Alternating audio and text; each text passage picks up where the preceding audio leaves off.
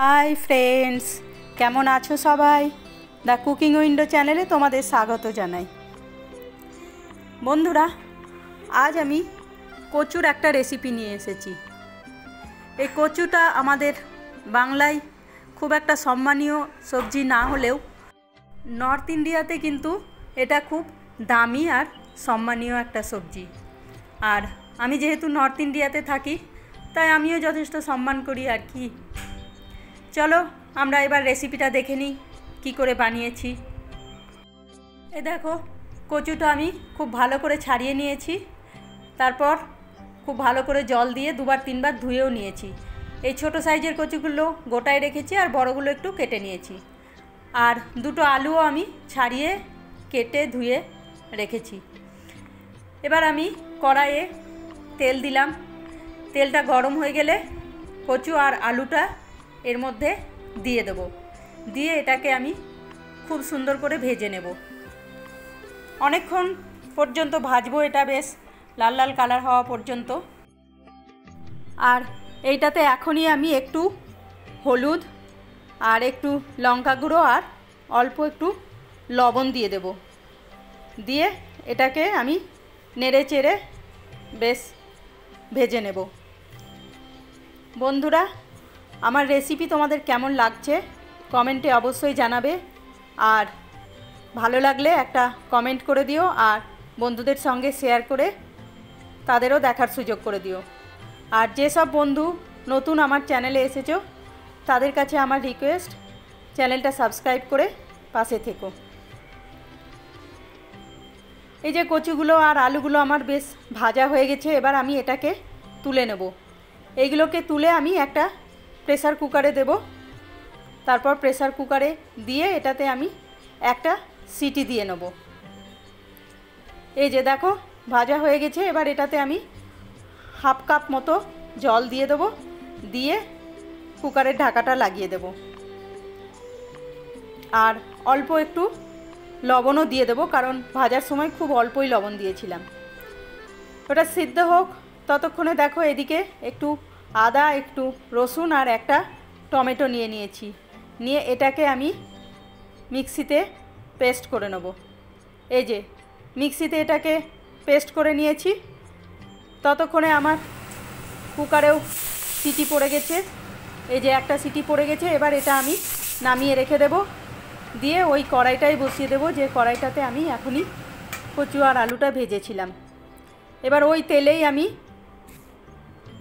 একটা শুকনো লঙ্কার ফোড়ন দেবো, আর অল্প একটু জিরে আর একটু পাঁচ ফোড়ন দিয়ে নেব। তারপর এই ফোড়নটা ভাজা হয়ে গেলে আমি এতে একটা পেঁয়াজ, বড় সাইজের পেঁয়াজ কেটে রেখেছিলাম খুব ছোট ছোট করে, সেই পেঁয়াজটাও দিয়ে দেবো।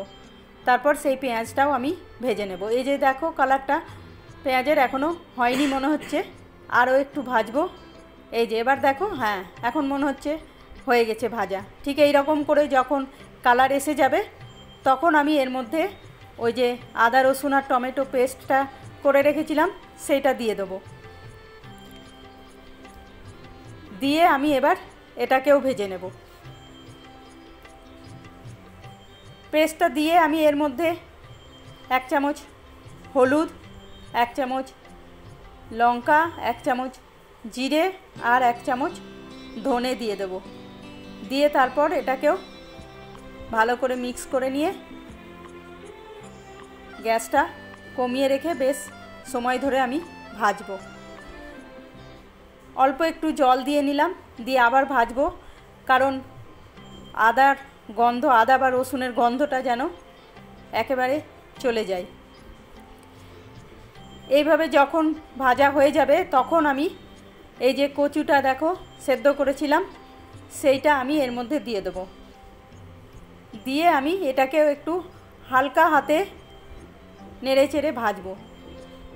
কচুটা কিন্তু একদম গলে গেলে হবে না, এক্ষেত্রে বেশ শক্ত শক্ত থাকলেই ভালো ভাজতে। আমার মনে হচ্ছে যেন সেদ্ধটা একটু বেশি হয়ে গেছে, এই জন্য খুব হালকা হাতে আমি ভাজছি, না হলে গলে যাবে। তোমরা একবার এইভাবে কচুর সবজি রান্না করে দেখো, খেতে কিন্তু অসাধারণ হয়। যারা কচু খেতে চায় না তারাও দেখবে চেয়ে চেয়ে খেয়ে নেবে। এই যে দেখো, আলুটা কচুটা আমি মশলার সঙ্গে খুব ভালো করে মাখিয়ে হালকা হাতে ভেজে নিলাম। নিয়ে আমি এবার এর মধ্যে জলটা দিয়ে দেবো। প্রথমে ওই কচু সেদ্ধ করে রাখা যে জলটা ছিল সেটা দিলাম, তারপরে আরও একটু জল দিয়ে দিলাম। জলটা তোমরা যেরকম পছন্দ করো সেরকম দেবে। যদি একটু বেশি ঝোল খেতে পছন্দ করো তো একটু বেশি দেবে, আর না হলে এটা একটু মাখা মাখা হলেই কিন্তু খেতে বেশি ভালো লাগে। এবার আমি এতে লবণটাও দিয়ে দিলাম, আর ওপর থেকে একটু গরম মশলা গুঁড়ো ছিটিয়ে দিলাম। তারপর এটা আমি অল্প একটু ফুটতে দেব। এটা ফুটে গেলেই ব্যাস হয়ে যাবে রান্না। এই যে দেখো, ফুটতে ফুটতে এর কালারটা কত সুন্দর এসেছে। এবার আমি গ্যাসটা বন্ধ করে দেব। আর দেখো, আমি কিন্তু অনেক বেশি জল রাখিনি, বেশ মাখা মাখাই করেছি। মাখা মাখা হলেই কিন্তু এটা খেতে বেশি ভালো লাগে। এই সবজিটা তোমাদের কেমন লাগলো অবশ্যই জানাবে, আর ভালো লাগলে একটা লাইক করে দিও। আজ তাহলে আসি, কাল আবার দেখা হবে নতুন একটা রেসিপি নিয়ে।